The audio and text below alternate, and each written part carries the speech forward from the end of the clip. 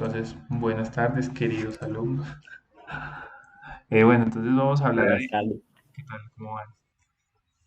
Después de ese caluroso abrazo y saludo, vamos a hablar de la determinación del área superficial. Entonces les estaba contando que a la hora de todo llegar a hacer un proceso de catálisis, esto es otra historia que les voy a contar más resumida, que va hacia un punto y quiero que por favor me presten mucha atención, que no se queden como en la actividad ahorita donde les pregunté qué entendieron, se quedan como, bueno, entonces. Vamos a hablar en este segundo corte vamos a hablar de catalizadores. Yo estoy tratando como de cubrir algo de lo que ustedes veían el semestre pasado, porque este tema está en la uno. Entonces yo voy a hacer la pregunta de rigor. ¿Vieron esto en la pasada, en la línea uno, muchachos? ¿En la LP1? No, profe. O sí, será. Eh, Profe, pues que la verdad en la línea uno tuvo varias dificultades, entonces Sí. pues creo que es mejor reforzarlo. Sí, por ahí yo estoy hablando con el profesor Juan Pablo y me dijo que había tenido muchas dificultades con la uno. Él fue el que les dio la uno, ¿no? Sí, Sí, Sí, inclusive sí, profe. señor. No, quedan mandarnos materiales en vacaciones y todo eso para reforzar lo que nos dimos en el semestre, pero tampoco lo mandó. claro, y uno en vacaciones, pues, sí, ok, todo bien, profe. Pues sí, Pues son también. vacaciones. Sí, no, obvio. El profesor, bueno, yo les digo, el profesor Juan Pablo lo inauguraron con un montón de materias. Él es también de mi universidad. Él fue profesor mío, me dictó clases cuando yo estaba en el pregrado. Me dictó mecánica de fluidos. Es la única materia que vi con él, pero fue en su tiempo excelente profesor.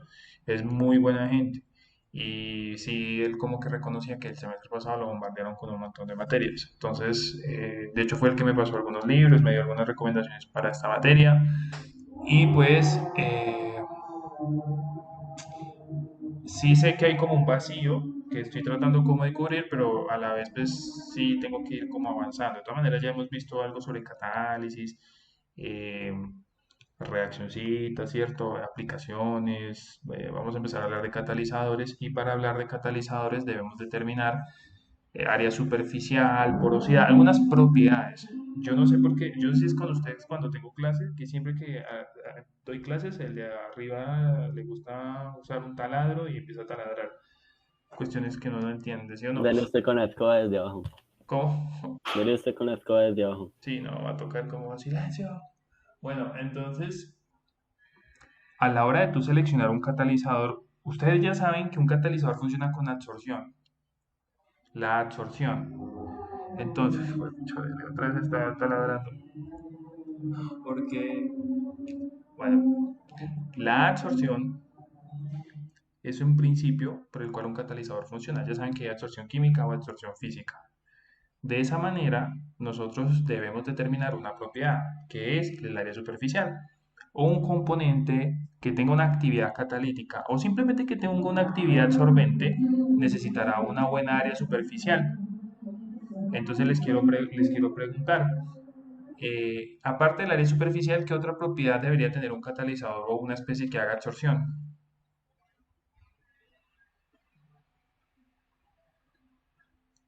¿Qué otra propiedad se les ocurre que debería tener?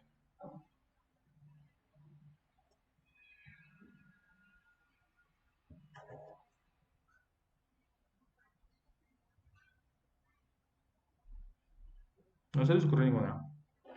Profe, pues, indirectamente sería también el volumen.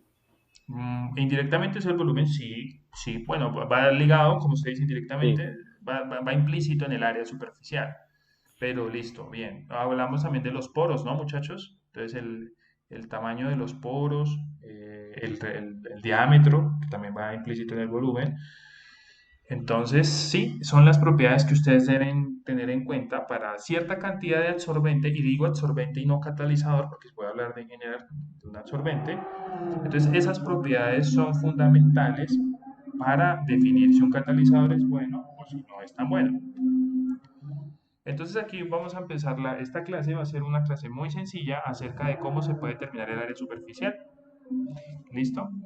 Entonces, el método más común para la medición de áreas superficiales se basa en la absorción física de un gas sobre una superficie sólida. Entonces, tú tienes un experimento que les voy a comentar cómo es, muchachos. tú tienes un catalizador o una especie de absorbente y tú lo vas a someter en un ensayo con un aire, que puede ser, con un aire no, perdón, con un gas que puede ser absorbido sobre la superficie de tu catalizador o de tu absorbato. No, absorbato no, de tu especie que hace la absorción, de tu absorbente. Entonces, estos ensayos se basan en la absorción física y tratamos de averiguar cuánta cantidad de gas se absorbe sobre esa superficie y con una serie de relaciones que una de ustedes la conocen muy bien, que son las isotermas, se puede llegar a hallar el área superficial. El área superficial pues es un parámetro tremendamente importante porque si tú quieres utilizar un compuesto no solamente como catalizador, sino digamos como absorbente, por ejemplo en la remoción de impurezas en el agua, esto tiene mucho tratamiento, mucha aplicación en el tratamiento de aguas, pues tú necesitarás escoger un catalizador o un absorbente con una buena área superficial. Aquí más o menos les voy a decir cuánto es un valor bueno de área superficial. Y dependiendo pues de este valor, ustedes podrán saber si su proceso será efectivo o no. ¿Listo? Entonces, ¿por qué es importante esto? Porque si tú, por ejemplo, vas a hacer tu síntesis, tu propio material absorbente, pues tú necesitarás un método para identificar cuánto es el valor del área superficial. ¿Listo? Entonces, determinar el área superficial, muchachos, en catalizadores es muy importante. ¿Listo? Y el ensayo consiste en pasar una corriente de un gas conocido, cuantificar cuánto gas se absorbe y llevar esa cantidad de gas absorbido a una relación de área. Entre mayor gas absorbe, mayor área superficial tendrá, obviamente. Y aquí en esta clase pues les voy a comentar de dos relaciones muy sencillitas para determinar áreas superficiales. Después vemos más métodos y seguimos hablando de más de catalizadores. Hay muchas cosas que yo les podría contar como para enmendar un poquito ese déficit que traemos de la línea pasada. ¿Listo? Entonces, como el título lo dice, vamos a hacerla, o el área superficial la vamos a determinar utilizando el método de BET. Los que expusieron el método de BET, ¿qué es lo que abreviaba BET? Benedict, Hermit y no sé qué. Bueno, son nombres de tres científicos que sacaron una isoterma, ajustaron la isoterma de la MUIR y sacaron su propia isoterma. Entonces, vamos a determinar el área utilizando esa isoterma de BET. Esa es esta metodología. Entonces el método, como lo decía, más común para medir áreas superficiales se basa en la absorción física de un gas que yo conozco a una temperatura conocida, un gas controlado, sobre una superficie sólida. Generalmente se hace con nitrógeno gaseoso, aunque también hay otros gases como el oxígeno, como el argón, como el monóxido de carbono, y se hace la medición, se somete tu muestra a una corriente gaseosa en la temperatura de punto de ebullición normal del gas. Ojo, se hace a temperatura de punto de ebullición normal del gas. ¿Qué significa condiciones normales? Pues a una atmósfera y la temperatura de ebullición de un gas normalmente es baja, ¿cierto? Pues la temperatura de ebullición del nitrógeno es menos 96. De menos 96 para arriba, tú vas a ver el nitrógeno en estado gaseoso. Entonces, como el estándar método te dice que debes hacerlo exactamente en la temperatura de punto de ebullición, pues tú tienes que irte hasta menos 196 grados centígrados, que es la temperatura del gas, de nitrógeno. Esas son temperaturas criogénicas, ¿cierto? O sea, muy bajas. Y lo que tú haces es, tomas la muestra, esto lo voy a decir como 10 veces, pero tienes el material, lo haces pasar por una corriente, digamos si escoges nitrógeno, entonces debes hacerlo a la temperatura de ebullición del nitrógeno, que es menos 196 y monedas, y lo pones en una recámara y varías la presión parcial del gas. Cuando yo digo variar la presión parcial del gas, usted que es muy sabio en termodinámica 2, pues cuando yo varío la presión parcial del gas estoy variando la composición. Entonces este gas, este nitrógeno, se le varía su composición en valores de presión parcial diferentes. Se hace el ensayo, el número de puntos que tú quieras, y de esa manera tú puedes cuantificar cuánto volumen de gas se absorbe en función de la presión parcial. Y así determinas una isoterma. De esa manera, tú construyes la isoterma y a partir de la isoterma determinas, con un método que voy a explicar, cuánto es el valor del área. ¿Hasta aquí me van siguiendo la película, muchachos? Sí, señor. Sí, profe. Listo. Esto es como se hacen en esos experimentos que hablamos de absorción y todo eso. Bien. Para determinar el área, entonces, es importantísimo identificar la cantidad absorbida a una capa monomolecular. ¿Y ustedes qué dicen? ¿Por qué se debe tener en cuenta una capa monomolecular nomás? ¿Por qué volvemos a la historia de la monomolecularidad?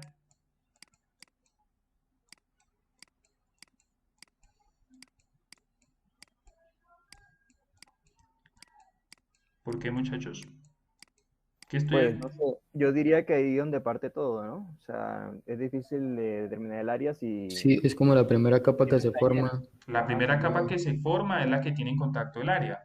De Ujú. nada me sirve yo utilizar multicapa sabiendo que la multicapa es engañosa. La multicapa está rodeando el componente y lo que yo necesito es saber cuántas le caben sobre la superficie, porque las que están en contacto con la superficie es la que me determina el área superficial.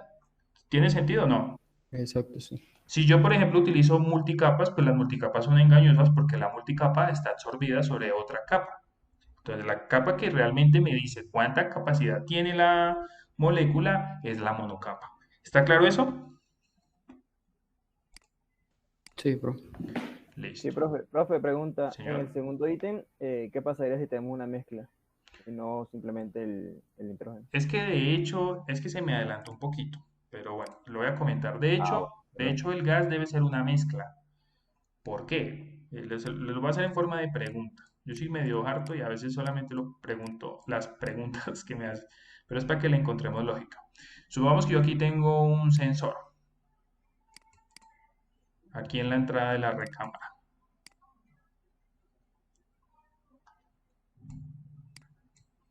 Entonces yo hago circular una corriente. De hecho, la mezcla debe ser, el gas que debe ingresar debe ser una mezcla. Supongamos que este gas que yo entro tiene 70 de nitrógeno con pues, 30 de helio. Entonces él llega, pasa por acá, bla, bla, bla, y al final yo con una celda o con un detector vuelvo y cuantifico el gas de salida y yo digo, ah, ahorita en helio tiene 35 y de nitrógeno tiene 65. Entonces, si yo lo hiciera con nitrógeno puro, aquí abajo lo voy a poner, si yo lo hiciera con nitrógeno puro, pues el nitrógeno se absorbería, pero cuando tú cuantifiques la salida, te va a salir nitrógeno puro, ¿cierto? ¿O no? Si yo utilizo nitrógeno puro, ¿cómo voy a darme cuenta yo cuánto nitrógeno absorbe si la corriente es pura? Pero si yo utilizo una mezcla, esto es un cabezazo muy importante. Si yo utilizo una mezcla con un gas inerte puede ser helio, puede ser un gas noble, ¿cierto? Un gas inerte. Recuerden que el principio de la absorción es algún interés de enlace, algún interés de fuerzas moleculares. Una molécula, un gas noble que tiene su octeto completo, no tiene ningún interés de formar un Es enlace estable. estable. Entonces, un gas noble alimentado de un gas como el nitrógeno permite que se te forme una mezcla donde solamente el nitrógeno es el que se va a absorber. Entonces, cuando esto pase por acá, el nitrógeno va a empezar a absorberse y el helio va a empezar a pasar por acá arriba. Después, tú miras la corriente de salida y te das cuenta que la composición de nitrógeno bajó. Correlacionando la cantidad de nitrógeno que entraste y la cantidad que saliste, pues blanco es gallina lo pone y frito se come. Será el nitrógeno que se habrá absorbido. ¿Claro eso? Sí. ¿Listo? Helman, ¿también? Sí, señor. Entonces, no tiene sentido que tú lo hagas con un gas, no tiene sentido que tú lo hagas con un gas puro, porque la cantidad que absorba no la vas a poder detectar. Lo que tú necesitas es como algo que te indique un cambio, y el cambio sería alimentar el nitrógeno con una mezcla de algo inerte. Obviamente, no lo vayas a alimentar mezclado con algo que se pueda absorber, si no estarías absorbiendo dos cosas y se te vuelve un poco complicado. Entonces, en este caso sí funciona el experimento. Me van siguiendo la película bien, ¿cierto? Bien. Hasta el momento sí. Hasta el momento. Y es sencillo. Entonces, la monocapa, si ustedes se dan cuenta aquí, las esferitas que están en color, dicen que los hombres somos malísimos para los colores, ese es color como vino tinto, alguno dirá Vino ocre, tinto, esos son verde oliva. eso sí, dicen, no, no es por sexualizarle el color de la cuestión de los colores, pero uno es como que uno no identifica los colores, eso está como demostrado. Entonces, obviamente las moléculas que están aquí en color vino tinto son las que determinarán el área superficial. De hecho, el ejemplo, la imagen es muy diciente. Cuantas moléculas le quepan, pues podré determinar el área superficial. Entonces, yo debo tener en cuenta propiedades como, por ejemplo, el número de moléculas, porque puse un 2, el número de moléculas de bolitas, que represento acá, el número de moléculas que se absorbe, y por supuesto, las propiedades de esa molécula, como el volumen de esa molécula, como la densidad del gas, ¿cierto? Hay unas propiedades que les voy a comentar que se deben tener en cuenta. Dos, tres ecuacioncitas, las relacionamos y todo bien. Esa es como la metodología. Entonces, estas cuestiones son muy lógicas. Si el número de moléculas que yo logre poner sobre la superficie o que yo logre absorber sobre la superficie me van a dar el área superficial, entonces yo multiplicaré el número de moléculas que hay en la superficie por su volumen. Por ahí va la metodología, así más o menos se va a hacer. Por eso es muy importante conocer el gas que se está absorbiendo, obviamente. Entonces, a pesar de que esto parezca muy difícil, de que usted diga, profe, pues es que es tremendamente difícil poder establecer cuántas moléculas caben en una superficie, pues que eso me puede generar alguna duda con relación a los valores que yo vaya a obtener. Pero esto ya está tan estandarizado, muchachos, que los métodos que aquí se discuten tienen una fiabilidad bastante grande. O sea, ustedes pueden estar seguros que si ustedes aplican esta metodología, el área que ustedes vayan a obtener es la que representará la molécula muy probablemente. Yo les debía de una clase pasada el equipo donde se hace eso, ¿cierto? Creo que nunca les dije cómo se mide el área, o cómo se hace ejemplos, ensayos de absorción. Entonces el equipo para medir absorción se llama analizador de área superficial y porosidad. Así es como se le conoce al equipo.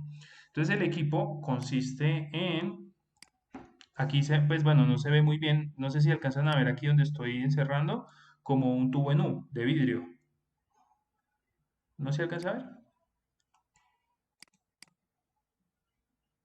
Sí, bueno, yo lo Sí, veo. bro. Entonces, yo igual aquí les voy a explicar más o menos cómo. Entonces, el tubo en U tiene como un lecho que es como de cuarzo, es como un lecho inerte.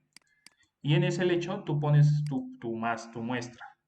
Entonces tú, por ejemplo, lo voy a hacer aquí como en azul, tú pones tu muestrica. Y entonces, abajo lo que está aquí encerrado en azul es una cámara criogénica. O un horno, pues también se le puede decir como un horno. Entonces es una cámara criogénica que obviamente te permite llegar a las temperaturas que necesitamos, que en este caso era menos 196, y cuando alcances esa temperatura te hace pasar el gas que tiene una celda a la entrada que cuantifica la composición, se hace pasar, el material sólido absorbe lo que tenga que absorber y al final sale. Y acá habrá otra celda que te dice en un computador, ¿cierto? ¿Cuál es la diferencia entre el gas de entrada y el gas de salida? Y haciendo la relación, tú sabrás cuánto se te quedó en la molécula. Otra operación que se puede hacer es, después de que se hizo el gas, se hace que la molécula desorba y simplemente tú con una celda pues puedes cuantificar cuánto gas está saliendo después. Si esto cuantifica un gas de salida, pues simplemente retiras el suministro de gas, dejas un tiempo, el material desorbe ese gas y tú lees la composición del gas que está desorbiendo. Así es como se hacen estos ensayos. La idea es que tú hagas un ensayo de estos a una presión parcial, o sea, a una composición del gas que vas a utilizar y puedas obtener cuánto volumen de ese gas se absorbe. Con eso tendrás un punto en una isoterma de volumen absorbido versus presión y tú vas a variar la presión parcial de ese gas sucesivamente entre los puntos cercanos y empiezas a construir las isotermas. Así es como se obtienen estos datos. ¿Entendido, muchachos? Sí, profe. Listo. Entonces, de esa manera, tú obtienes cuánto puedes, o puedes demostrar, puedes obtener, disculpen, experimentalmente la curva de absorción de una molécula. Entonces, las presiones pues, que se deben variar entre 0 y 1 atmósfera, se hacen entre esos valores y pues en ese caso el equipo te va registrando. Obviamente este equipo también sirve para determinar porosidad, pero pues eso es otra película que les cuento después. Por ahora vamos a hablar de área superficial. Cuando tú haces esos ensayos de volumen de gas absorbido versus presión parcial, tú empiezas a construir una curva, que es la curva que ustedes vienen trabajando. Esa curva pues se llama la isoterma de absorción. ¿Por qué isoterma? Porque este ensayo se hace a temperatura constante y presión variable, entonces se le conoce como la isoterma. Entonces, cada uno de estos puntos se grafican y pues se hace no la tendencia, simplemente se unen los punticos y en esta imagen tú puedes ver que el volumen absorbido se pone en centímetros cúbicos y se grafica versus la presión en milímetros de mercurio. ¿Listo? Aquí se pueden ver muchos ensayos con diferentes gases a diferentes temperaturas. Por ejemplo, el nitrógeno está a menos 195,8, la ebullición del oxígeno es a menos 183, el monóxido a menos 183, el argón a menos 183. También se puede trabajar nitrógeno a menos 183, el CO2 a menos 78 y el butano a 0 grados centígrados. Entonces tú escoges la atmósfera y en este caso, pues estos ensayos de todas estas atmósferas están hechos para una masa de gel de sílice de 0,606 gramos. Entonces, si tú varías la cantidad de, la cantidad de gramos, o sea, esta gráfica que están viendo solamente funciona para una masa de 0,606 gramos de gel de sílice y si tú quieres, por ejemplo, hacerla de carbón activado, pues tendrías que buscar la gráfica de carbón activado o con tu analizador, someterlo a todas estas presiones, a todos estos gases y sacar tus isotermas para el carbón activado. Por supuesto que esa información ya está. Obviamente no somos los primeros que nos preguntamos o que necesitamos esa información. Les invito a que en su colección de información, si a ustedes les gusta este cuento de la ingeniería química, pues consulten las isotermas para un montón de materiales. En este caso les estoy mostrando la de gel de sílice.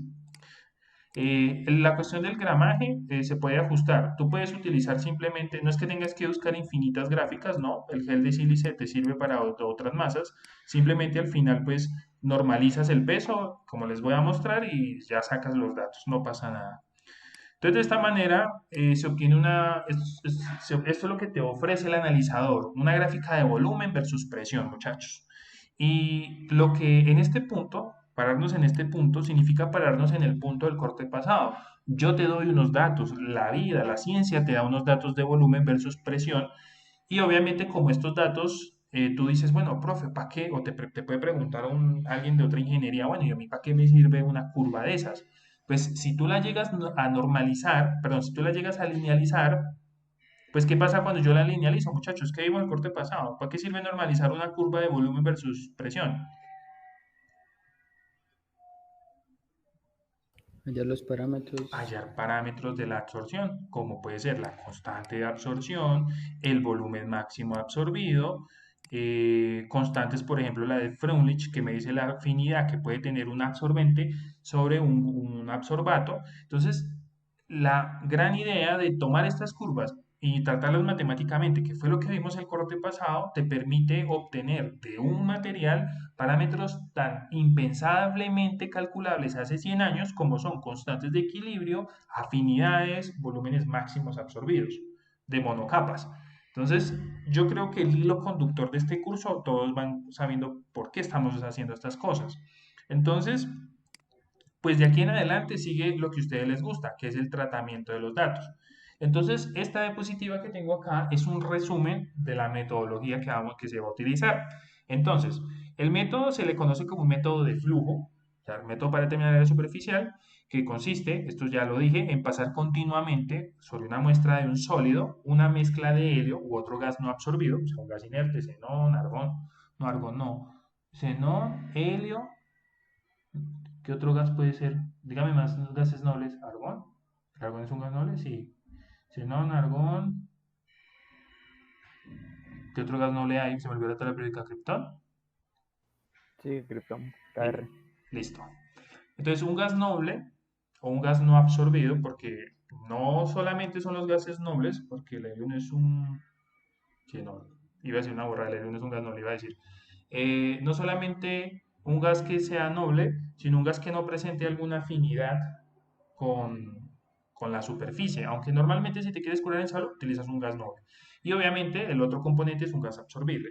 Utilizas esa mezcla.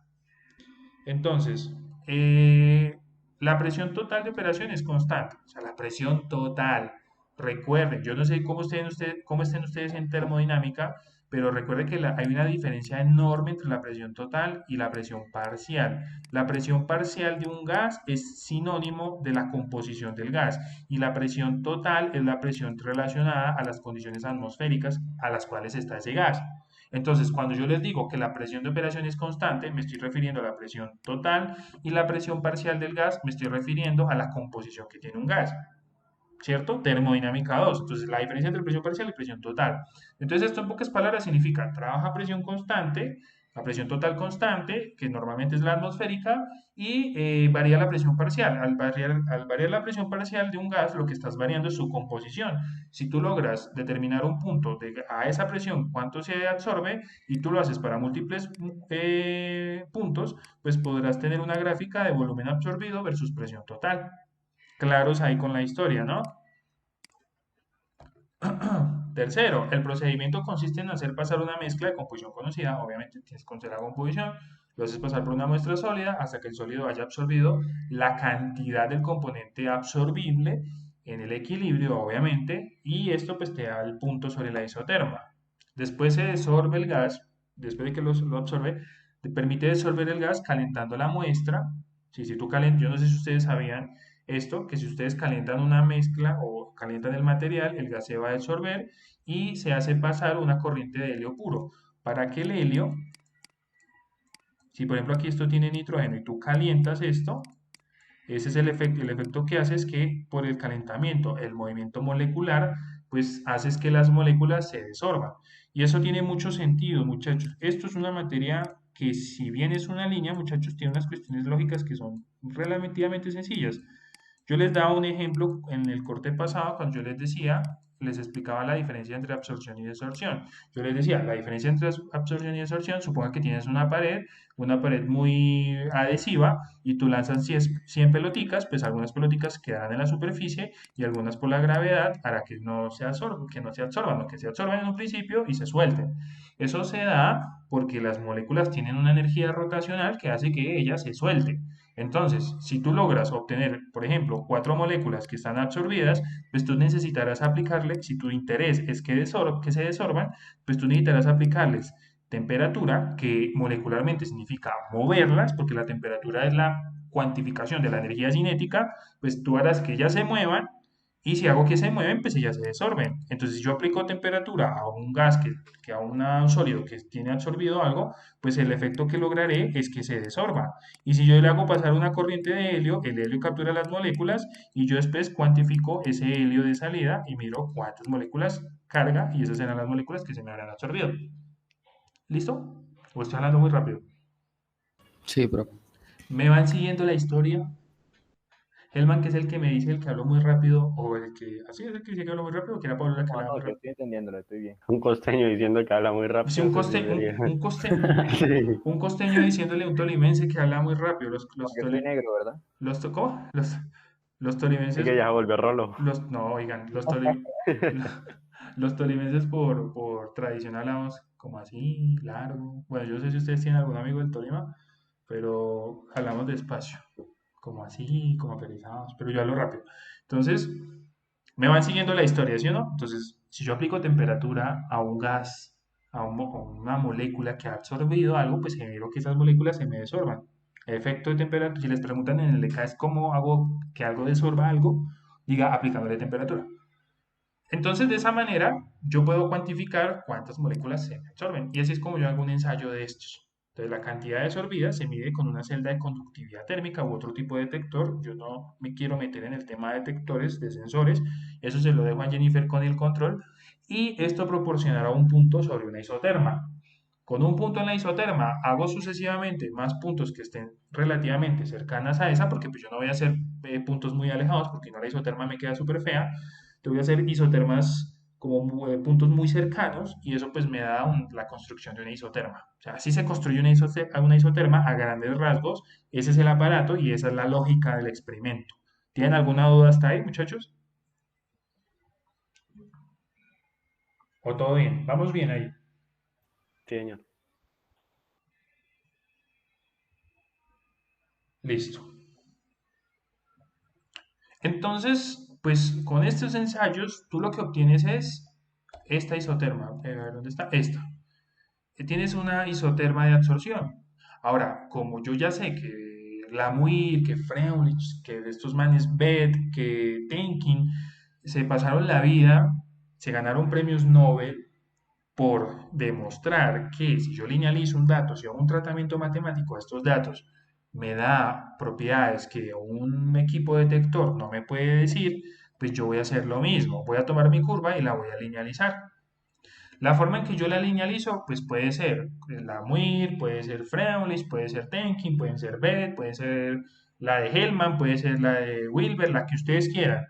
Pero la cuestión es que una isoterma bien montada, así tenga las implicaciones monomolecular, multimolecular, multicapa, con sitios activos variables, con sitios activos constantes, lo que sea, la que yo vaya a utilizar, pues me va a dar ciertos parámetros específicos. El hecho de que yo utilice la de BET, pues quiere decir que la de BET es algo una que funciona muy bien. Yo aquí no les voy a poner a utilizar la MUIR y todo eso porque sería redundar. Simplemente vamos a utilizar la de BET, que es la que se conoce como Brownier, creo que se pronuncia así, Emmet y Teller. Entonces adaptaron la ecuación de la MUIR, como bien nos contaron los compañeros de la clase pasada, de las expresiones pasadas, para obtener una ecuación. Ahora, la ecuación de Beth está en función de la presión total, de la presión parcial, del volumen máximo absorbido, que ese es el parámetro importantísimo que me dice cuándo una molécula ya está saturada. Y por aquí, por este parámetro, es que yo me voy a ir para relacionando, como decía Wilber, si yo conozco el volumen, puedo llegar al área. El área aquí se representa como SG, ¿listo? Entonces el área superficial va relacionada con el volumen. Entonces la historia va así, yo estoy utilizando una isoterma para calcular el volumen y el volumen lo voy a llevar a área con algunas propiedades moleculares muy sencillas de obtener, como les voy a mostrar.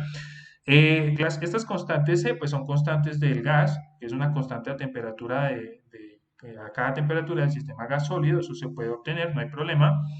Y de hecho no es ni siquiera es necesario, se van a dar cuenta en el ejemplo que no es necesario obtener esa constante, simplemente yo puedo obtener con la pendiente y el intercepto el valor del volumen. Yo de acá lo único que necesito para hallar el área es el volumen, lo demás no me importa mucho. Hasta aquí, ¿vamos bien? ¿Me siguen la historia? Sí, señor. Entonces, la linealización de esta ecuación, pues ya está, eso ya está hecho. Simplemente esto es igual a y igual a mx más b. ¿Listo? Entonces, pues la linealización, ahorita en el ejemplo se las voy a comentar, pero simplemente es esto versus la presión sobre presión cero. ¿Sí? Este es el X y este es el Y. Todo lo demás es pendiente del intercepto. Entonces yo lo único que debo pararle bolas es que el volumen máximo o el volumen de una monocapa se obtiene con el intercepto que está acá, con el eje Y, ¿cierto? El intercepto y la pendiente, por supuesto, la pendiente de cada línea. Ahora, ustedes pueden ver acá muchas líneas. ¿Por qué vemos 7 líneas? Porque yo al principio les enseñé 7 gases, ¿no? Aquí están todas metidas en una sola gráfica. Esta gráfica, de hecho, es esta. Esta es la gráfica original. Entonces, ustedes van a encontrar en bibliografía 7 curvas de absorción en una misma gráfica. Entonces, miren que aquí está, por ejemplo, la 1 es la linealización del CO, la 2 es la del argón, la 3 es del nitrógeno, la 4, no sé qué es esto, oxígeno, así oxígeno, la quinta es monóxido, la sexta es nitrógeno a menos 195 y la séptima es butano a 0 grados centígrados. Entonces, tu información sobre isotermas, las que quieras. No siempre tienes que pedir a Jacqueline un extractor, perdón, un analizador de área superficial para hacer un ejemplo de estos. Tú puedes buscar bibliográficamente una isotermia y la puedes adaptar perfectamente a tus datos experimentales. ¿Listo? Entonces vamos a utilizar esa curva. Aquí dice que esta curva está basada en una muestra de 0.606 gramos de sílice. Y acá está muy claro que las curvas 1 a 6 pues tienen una abscisa diferente. La abscisa de 0. Del escalado de 0 a 0,4 son para las curvas 1 y 6 y la 7 pues es para escalado de 0 a 0,6, a 0,8, perdón. ¿Sí? Interpretación. Y esto está en valores de 10 a la menos 3, aquí son menos 3, 10 a la menos 3 centímetros cúbicos de gas absorbido. ¿Listo, ingenieros? Entonces, esta es la curvita, esta es la línea, esta es la linealización de las isotermas, que eso ya se los puse a hacer en el corte pasado. Vamos a utilizar una de ellas para hacer un ejemplo. Hasta acá, ¿bien? ¿Me van siguiendo la historia? Sí, profe. Listo. Entonces, voy a utilizar la isoterma de Beth y necesitaré simplemente leer la pendiente, leer el intercepto, para obtener el valor del volumen máximo absorbido. Ese volumen máximo me estará diciendo que cuánto volumen de gas mi muestra de sólido puede absorber. Entonces, si yo quiero saber cuál es la capacidad, si yo ya conozco cuánto volumen está absorbiendo mi material, lo que estoy detectando es cuántas partículas en términos de volumen tiene la capacidad máxima de absorber. Si él está saturado y BM es la medida de saturación, pues el área superficial será una relación con ese volumen. Entonces, la mitad del chiste o la mitad de esta historia consiste en llegar a ese volumen máximo. Ahora bien, con el volumen máximo yo voy a llegar al área superficial. ¿Y cómo lo hago? Pues no se preocupen, esto ya está hecho. Para llegar al área superficial necesito entonces los siguientes parámetros. Entonces, el volumen VM se convierte en números de moléculas absorbidas. ¿Cómo yo puedo llevar un volumen máximo absorbido a un total de número de moléculas con el número de Avogadro? ¿Se acuerdan del número de Avogadro? Me dice cuántas moléculas hay por un gramo mol de sustancia. Ese número es una constante de 6.023 por 10 a la 23 moléculas por gramo mol. Entonces, para yo encontrar el área superficial, debo multiplicar el volumen máximo obtenido por la isoterma, multiplicar por el número de moléculas y dividir sobre el volumen molar de un gas a condiciones normales. El volumen molar de un gas es una propiedad que ustedes vieron en Termo 2 y te indica cuál es precisamente el volumen que ocupa una mol de ese gas a condiciones normales, porque a otras condiciones pues el gas se expande y el volumen va a ser diferente. Por eso debe ser muy consecuente. El ensayo se hace a condiciones normales, pues la propiedad de volumen molar debe estar a condiciones normales. Y fuera de eso aparece otra propiedad que es la única como que medio tiene análisis, porque aquí simplemente son multiplicaciones y divisiones. Alfa te representa el área proyectada por una molécula en la superficie. Entonces yo, uy, profe, pero ¿cómo carajos uno puede determinar cuál es el área de una molécula proyectada en una superficie? Pues, ¿cómo creen ustedes que se puede sacar eso? Es la única propiedad que nos faltaría para encontrar el área. ¿De qué dependerá? Primero, ¿ese alfa es una propiedad de qué? ¿Del gas o de la superficie?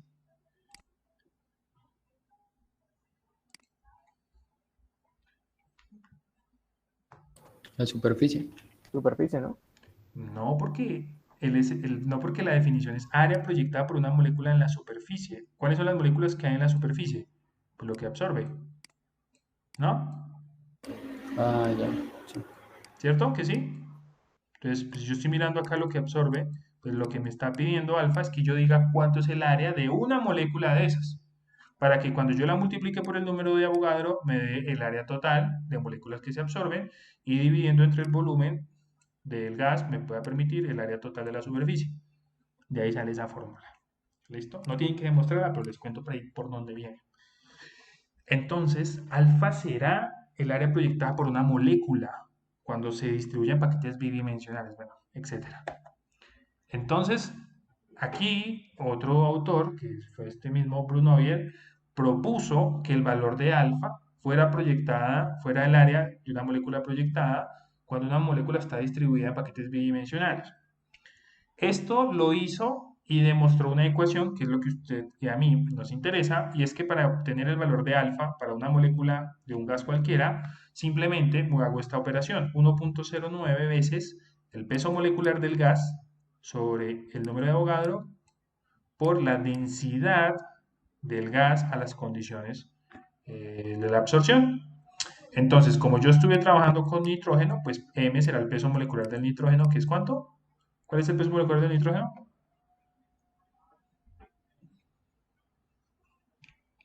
Preguntas que le hacen a uno los papás. ¿Cuánto es mi hijo? ¿Cuánto es el peso molecular del nitrógeno? Creen que uno es químico, ¿no? 28. 28. 28 y algo, ¿no? 28.00 algo.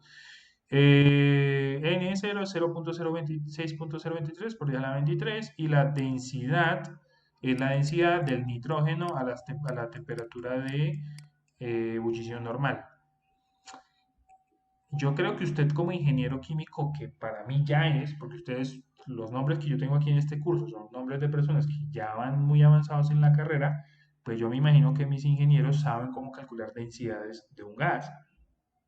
Saben que pueden ir a un libro de termodinámica, bajarse las tablas de sustancias puras y simplemente leer la presión y temperatura que ese gas tiene y con eso, pues como yo sé que las tablas termodinámicas no me dan la densidad, pero me dan el volumen específico.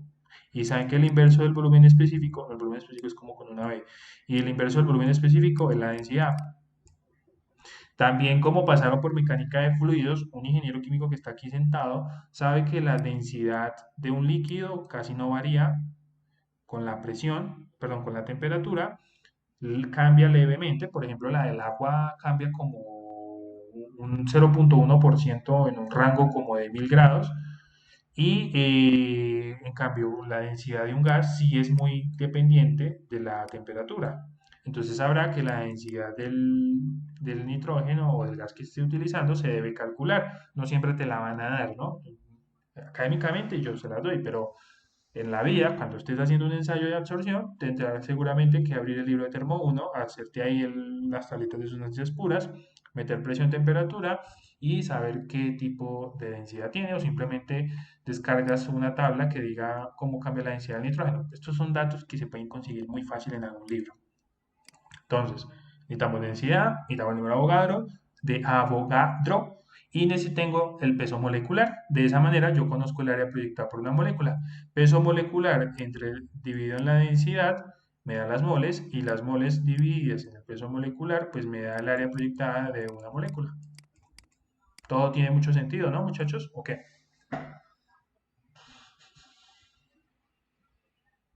¿Hasta ahí vamos Sí, bien? profe. ¿Cuántas fórmulas llevamos? Una, dos y la de B3. Y la isoterma. Necesitas una isoterma y tres ecuaciones. Y el concepto, pero el concepto ya lo tienen. ¿Listo? ¿Dudas hasta acá, muchachos?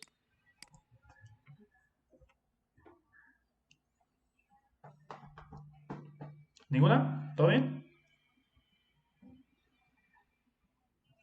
Solo hay dos caminos cuando uno pregunta, o me estoy explicando bien, o no no me Todo están... bien. Sí, o blanco o negro. O blanco o negro, sí. Vamos a hacer el ejemplo. Bueno, estos son valores de área superficial.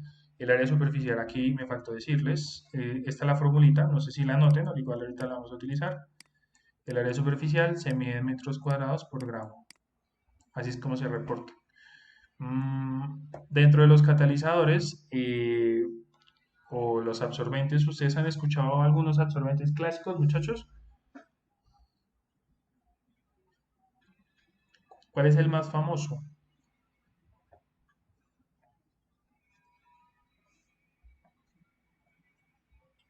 Esta sí le van a pegar. ¿Cuál es el absorbente? El que trabajamos en el quiz, ¿no? En el parcial. ¿Y cómo se llama ese? Carbono activado. El carbón activado es el absorbente más del mejor que hay. Pues aquí está escrito como catalizador, pues porque la absorción la estamos enfocando en la catálisis. Entonces el carbón activado, las áreas que ofrecen son entre 500 y 1500 gramos, metros cuadrados por gramo. el volumen de los poros, pero esto es otra historia, y el radio medio de los poros, esto lo vamos a determinar acá en este curso. Por ahora, miremos el área de la superficie. 500 a 1500, el gel de sílice está entre 200 y 600, los catalizadores de óxido de sílice, aquí no sé por qué no aparece el valor, yo creo que también están como entre estos. El óxido de aluminio para cracking es de 200 a 500, las arcillas activadas 150 a 225, la alúmina activada 175, la celita 4.2, aquí tenemos catalizadores para la síntesis de amoníaco, que es, no sé por qué dice acá, la piedra pómez, área superficial, el cobre fundido 0.23. Entonces estos son uno de los catalizadores más conocidos y pues como se pueden dar cuenta los carbones activados tienen área superficial muy buena. Dentro de estas líneas, supongo que en algún momento cubriremos cómo se preparan los catalizadores. Pues, yo quiero hacer un catalizador, ¿cómo lo hago? Eso también es un tema que está por ahí. No sé si lo cubra, porque no sé cómo me dé el tiempo, pero por ahí sé que está ese tema y se debe al menos charlar un poquito sobre eso. Cómo obtener catalizadores, cómo sintetizarlos. Porque si tú vas a un laboratorio de catálisis, no siempre tienes el lujo o el lujo no siempre compras un catalizador comercial. Tú haces tu propio catalizador, utilizas un método para determinar áreas, evalúas la cinética de catálisis, evalúas el proceso de absorción, escribes 2 artículos, viajas a Europa a un congreso, haces un proceso, escribes una tesis de algo de doctorado y así es como funciona la investigación en Colombia. Haces tus propios experimentos, determinas propiedades, sacas alguna cinética, sacas algunos papers y todo funciona así. Entonces, es muy importante que tú sepas cómo calcular el área o cómo puedes caracterizar, porque no solo todo se trata de área, es muy importante que sepas caracterizar tu material, tu catalizador. Entonces, vamos a hacer aquí el ejemplo 8.2 del libro del Schmidt y con eso se acaba la clase. Las historias mías de catálisis son muy corticas, pero son puntuales. Entonces, eh, vamos a hacer este ejemplo. No sé si alguna manda lo tome el pantallazo y lo mande ahí al grupo. Y empezamos, cuando ustedes me digan. Entonces, utilice la gráfica de BET de la figura 8.2, la gráfica que les mostré ahorita, para estimar el área superficial por gramo de gel de sílice. Use los datos de la absorción del nitrógeno a menos 195.08. A ver quién me hace el cruce. ¿Qué Amanda me hace el cruce de mandar el pantallazo al grupo para tener enunciado?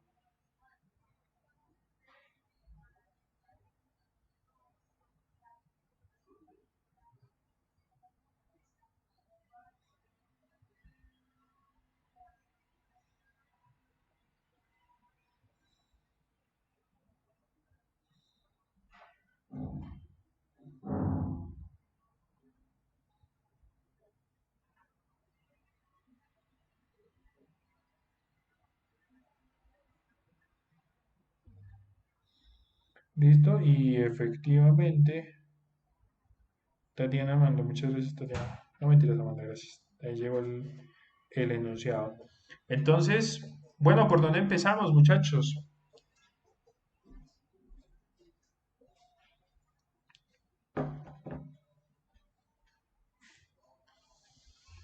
¿Por dónde empezamos a resolver esto?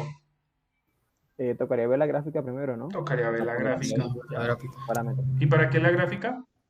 Para sacar los parámetros de B y M, para poder hallar BM y pues lo puedes sacar en el sub-0 y es Listo. como algoritmo, toca sacarlo todo como por paso. Listo, sí. Con la gráfica de las isotermas, con la isoterma vamos a sacar el volumen. El volumen, este es como el algoritmo que vamos a hacer. Entonces, con la isoterma vamos a ubicar la isoterma que corresponda a nitrógeno a la temperatura de ebullición normal, que es 195.8. De aquí vamos a leer la pendiente y vamos a leer el intercepto. Y con la pendiente y el intercepto vamos a sacar el volumen, ¿cierto? Eso fue lo que les había dicho. Con el volumen vamos a tratar de buscar el área superficial, pero para el área superficial necesito el alfa. El alfa va a depender de las propiedades del gas. Cuando ya tenga las propiedades del gas y todo esto, pues ya puedo irme con las propiedades del gas y el volumen, puedo irme a el área superficial. ¿Listo, muchachos, el algoritmo? Sí. Más claro imposible, muchachos. Esto ya está hecho. El del taladro volvió a está taladrando el piso. Listo. Entonces, ¿ustedes escuchan? Sí, un poco. Entonces, vamos a utilizar la gráfica de gel de sílice. Tengan en cuenta que nosotros tenemos que hacerla por gramo de gel de sílice. Esta gráfica está hecha para 0.606 gramos de sílice, obviamente una cantidad menor, pero pues yo les decía que no hay problema, que esto después se puede normalizar y no hay problema, la gráfica sirve igual. Obviamente lo que sí no te sirve es que utilices la gráfica de carbono activado, la de alúmina, pues eso sí no. Entonces aquí ubicamos la gráfica del nitrógeno, iba a decir, del nitrógeno a menos, ¿qué? A las 6, a menos La 6. 195.8. Tengo que ubicar el intercepto y la pendiente. Entonces, su ojo o el ojo de ustedes, ¿cuánto les da o cuánto ven ahí que hay de intercepto? Tengan en cuenta que la escala es por 10 a la menos 3.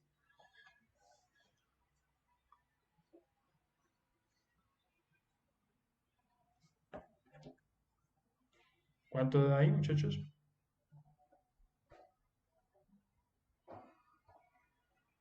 ¿Cuánto da ese intercepto?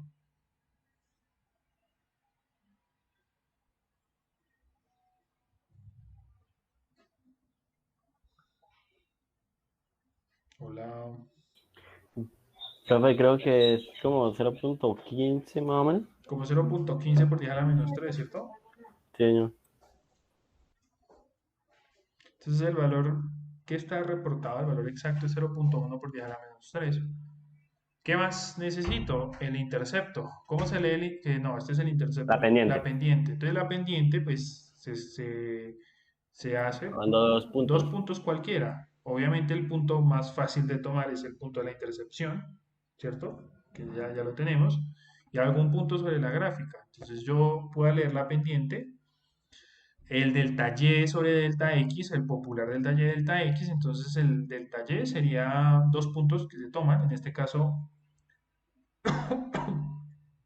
se tomó 5.3, que es el valor de acá, este se tomó como el punto Y2X2 y este se tomó como el punto Y1X, bueno, los tomé al revés, qué pena, X1, Y2, X1, Y1, ¿listo? Entonces, esos valores pues me dan, las Y's son aquí como 5.3, ¿cierto?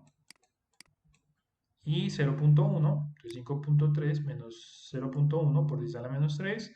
Y los valores en X son, para X1 pues es 0 y para X2 es 0.4, ¿no? Entonces esto es delta X y esto es delta Y. ¿Sí, muchachos? Sí. Y eso me da la pendiente, que es 13 por 10 a la menos 3, si los cálculos no fallaron.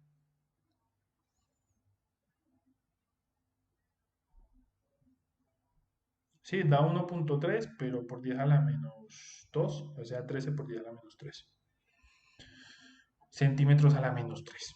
¿Hasta aquí vamos bien?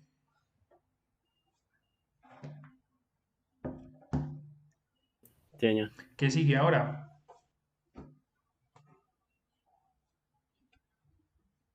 Lo que se llaman parámetros Hallamos de BM, Hallar BM. VM. BM. Entonces VM. ya tengo la BET, entonces ahorita yo BM. BM pues simplemente es dividir la pendiente más el intercepto. Pero entonces aquí es donde se normaliza. Entonces el volumen que tú obtendrías, mire, ponémelo acá, el volumen que tú obtendrías con estos datos fueron leídos en una gráfica que está hecha para 0.06 gramos. Esta pendiente de este intercepto, entonces el volumen que yo obtengo acá de dividir 0.01 por 10 a la menos 3 y 13 por 10 a la menos 3, este volumen sería el volumen de saturación de 0.6 gramos de sílice, ¿cierto? porque lo tomé de la gráfica de ahí. Pero como yo necesito saber cuánto es un gramo, pues si yo tengo el volumen para 0.6 gramos, pues hago lo que nos enseñan en el colegio. Si el volumen, Regla de tres. regla de 3, si yo tengo el volumen para 0.6 gramos, pues ¿cuál será el volumen para un gramo? Entonces multiplico por el 1 por el volumen y divido entre 0.606, ¿cierto? Una reglita de 3 ahí, pues que nadie le va a costar el trabajo. Entonces, por eso aquí aparece este dividendo de 0.606. Es una regla de 3. El volumen que yo obtendría sería para 0.606. Entonces, ¿cuál sería el volumen para un gramo? Multiplico y divido entre 6.06. Tiene sentido, ¿no? Y esa operación, el volumen de 1 gramo de gel de sílice, el volumen de saturación es de 126 centímetros cúbicos por gramo. ¿Vamos bien ahí? Sí, señor. Sí. Listo. ¿Qué sigue ahora, ingenieros? Hallar el área de las moléculas pequeñas. Hallar el área de las moléculas pequeñas, ¿cierto? Y meterla en la ecuación y listo. Entonces, aquí les dejo el comentario que ustedes pues se la pillaron, el factor 0.6 debido pues a que esto está hecho necesitamos el volumen monomolecular de 1 gramo. Ese comentario ya está súper claro. Entonces ahorita vamos a hablar del área proyectada, vamos a determinar las propiedades.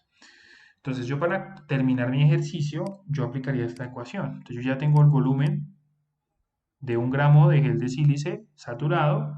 El número de Avogadro es una constante, el volumen molar, esto es constante también, el volumen, pues no es constante, o sea, es conocido, el volumen molar del nitrógeno.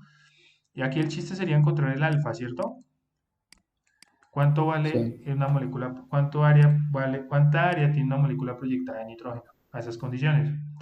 Entonces, pues yo ya sé que el nitrógeno a menos 195.8 tiene una densidad de 0.808 gramos centímetro cúbico. No está de más que echen en esa base de datos que espero que tengan unas tablitas de sustancias puras. De hecho, creo que aquí Robert, no sé si no, Laura como que no, Erika, Amanda vieron Termo 1 conmigo, ¿no? Estoy casi seguro que sí. Ahí fue donde los conocí. Entonces, tienen las tablitas de las sustancias puras. Pueden utilizar esto o simplemente consultan como el modelo del nitrógeno, el modelo de densidad, para obtener valores de densidad en función de la temperatura. Pero en este caso aquí no hay problema. Aquí está a menos 195, 0.808 gramos sobre centímetro cúbico. Entonces, pues esa densidad la necesitaré para calcular el área de una molécula, que será 1.09 veces el peso molecular sobre el número de moléculas que en 1 gramo mol por la densidad. Entonces, pues ese valor de alfa ya es calculable. El peso molecular del nitrógeno es 28 gramos por mol. El número de Avogadro es 0.6.023 por unidad de 23 moléculas que hay en 1 gramo de sustancia. Recuerden que 1 gramo mol es lo mismo que una mol, ¿sí? Nunca se confundan, no voy a multiplicar por 1000, eso sí no es cierto. 1 gramo mol es lo mismo que una mol de sustancia y eso lo multiplicas por la densidad del gas circundante. Recuerden que esto es una propiedad del gas circundante, o sea, del nitrógeno. Por eso aquí se mete la densidad del nitrógeno, por eso aquí se mete, perdón, el peso molecular del nitrógeno, y por eso aquí se mete la densidad del nitrógeno.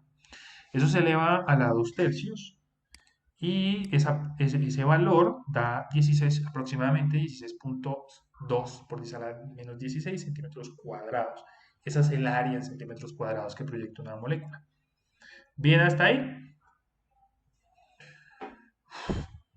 Paso siguiente sería sustituir aquí y el volumen molar de un gas como el nitrógeno se consulta, por ahí lo tengo, no sé si aquí está, bueno, ya les digo cuánto es. Se sustituye el valor de alfa, que es este, Eh, volumen molar, este ya lo calculamos, pues es el que sacamos de la isoterma, 126. El número de moléculas pues es constante y el volumen molar del nitrógeno es 22.400 centímetros cúbicos que hay en un gramo mol de sustancia. Eso es otra propiedad que lo encuentran. ¿Cuál es el volumen molar del nitrógeno a menos 196.5 a menos 195.8, perdón? Pues es 22.400 centímetros cúbicos por gramo mol. ¿Vamos bien hasta ahí? Se fijan que moléculas con moléculas, gramos con gramos, centímetros con centímetros, todo bien. Las unidades están dimensionalmente bien, centímetros con centímetros, gramo mol con gramo mol, y pues te quedan los gramos ahí por ahí volando. Entonces, pues esta fórmula, como ustedes se pueden dar cuenta, si ustedes van a hacer un experimento con nitrógeno a la misma temperatura, pues todo este valor será el mismo, ¿no? ¿Están de acuerdo que el valor en rojo depende solamente del nitrógeno a una temperatura? Si tú vas a hacer un ensayo en carbón activado, pues todo esto que está en rojo será lo mismo, ¿no? ¿Qué cambiaría? Nada. Si la temperatura es de menos 195.8, el volumen molar es el mismo. El número de Cambiaría abogados... si la temperatura cambiase. ¿Sí? Disculpe. Cambiaría si la temperatura cambiase. Cambiaría solamente si la temperatura cambia, pero entonces como la temperatura de ebullición normal del nitrógeno es esta, normalmente no la vas a tener que cambiar. Entonces, pues este término que está en rojo prácticamente es constante. Y ese término que está en rojo da 4.35.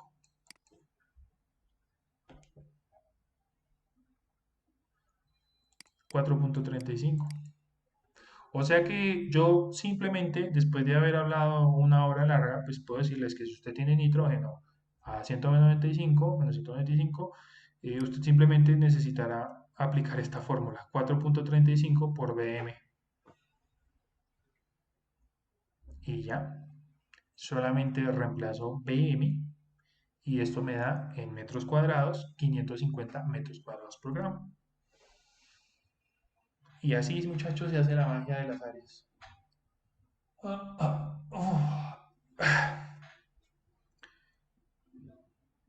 ¿Preguntas? ¿Sí quedó claro, muchachos? ¿Sí fue? Profe, el BM no podría ser constante porque depende como tal de la gráfica, ¿sí? Del rango de la gráfica. Claro, ¿Cómo es que era? De los gramos, ¿no? Sí, sí, el BM depende de la cantidad de sustancia, Eso. de la cantidad de muestra sólida. Muchachos, Profe, pregunta. de la explicación que di, ¿hay algo que no quedó claro, hay algo que no fue limpio? Eh, los escucho, ¿está todo bien? Tengo una duda, profe, por curiosidad, si en vez que nos pregunten nitrógeno, nos digan, por ejemplo, aire, no cómo hace. Pues es que el aire no se puede, porque el aire no se puede hacer para un ensayo, porque Es una mezcla, el ¿no? aire es una mezcla, Sí, no, De exacto, es varios. de una dos mezcla y gases, pues, inclusive el aire tiene oxígeno, que es absorbible, nitrógeno, que es absorbible, monóxido, que es absorbible, hasta vapor de agua, que puede ser absorbible, entonces pues el aire no se utiliza mucho para hacer isotermas. La isoterma debe hacerlo con una mezcla que tenga un gas que se absorba y otro gas que no se absorba. ¿Listo, Helman? y pregunta, ¿esa mezcla siempre son dos gases o pueden haber tres? No, pues el hecho de que puedan haber tres significa que a usted le guste complicarse, porque si usted puede, o sea, la facilidad de este método es que tú solamente te concentras en la propiedad de absorción de un gas, de un solo gas, para determinar el área superficial. ¿Para qué me voy a complicar yo absorbiendo dos gases, sabiendo que los modelos solamente están construidos para uno? No sé si haya, no iba a decir haya, simplemente sonó así, no sé si haya modelos que te permitan integrar dos gases diferentes absorbidos al tiempo. Quizás haga un modelo más riguroso, quizás haga una investigación, los parámetros estén en función de dos gases. Pero normalmente, para tú calcular un método sencillo para calcular área superficial, consiste en nomás tener absorbible 1 en un carriador, yo le digo que sería un inerte, que es el que te va a servir para hacer las mediciones y con eso tú no te complicas la vida. Pero además que puede existir algún modelo con más de dos, pero no sé si sea más preciso o al contrario le dé más incertidumbre, porque quizás haya competencia a los dos gases, ¿cierto? La afinidad físico-química es diferente, entonces yo no sé si eso pues eleve muchísimo la dificultad, Helman, entonces no sé si lo haya. Por ahora, monocapa y de una sola especie. ¿Estamos? Sí, señor. Bien, entonces aquí les voy a dejar una tarea que consiste en lo siguiente, como pongan mucho cuidado. Como se pueden dar cuenta, yo hice, bueno, no, este es el ejemplo del libro del Smith, aquí yo no me invento nada, hice absorción de nitrógeno a menos 195,8. Cada uno de ustedes de manera individual va a utilizar la misma gráfica que la 8,2 o bueno, la gráfica de las isotermas para hacer un ensayo. Entonces,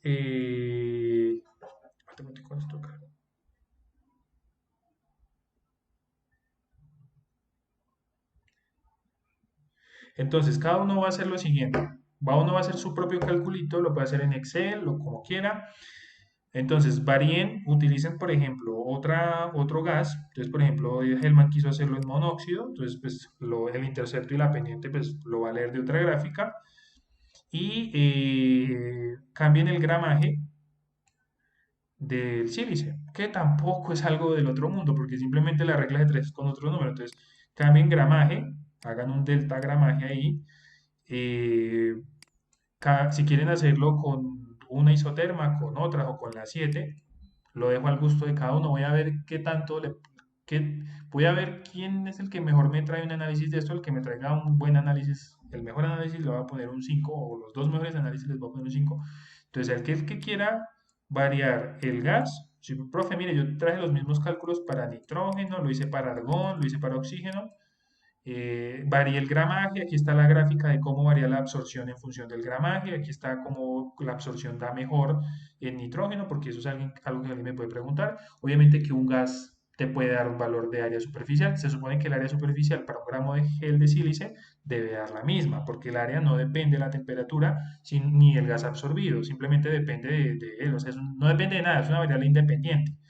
Pero sí en la metodología te pueden dar áreas superficiales diferentes por la metodología. Entonces, los quiero ver que me traigan, por ejemplo, varíen el gas, varíen la temperatura, porque recuerdo que el nitrógeno está para dos temperaturas.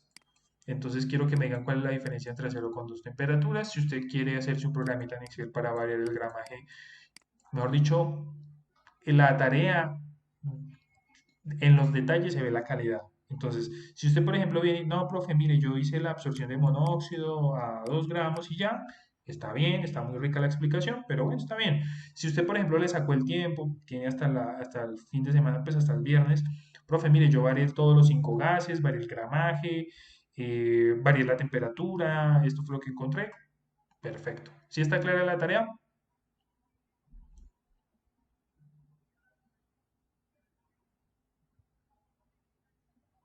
Sí, señor. Sí, profe. Entonces, no hay un techo para esta tarea.